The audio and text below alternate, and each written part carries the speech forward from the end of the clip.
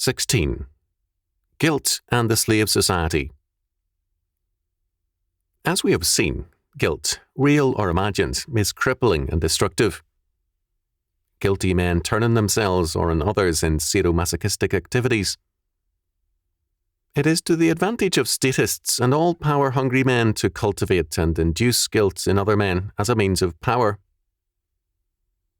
This inducement of guilt often takes two forms. First, imaginary guilt is encouraged by creating all kinds of inescapable sins.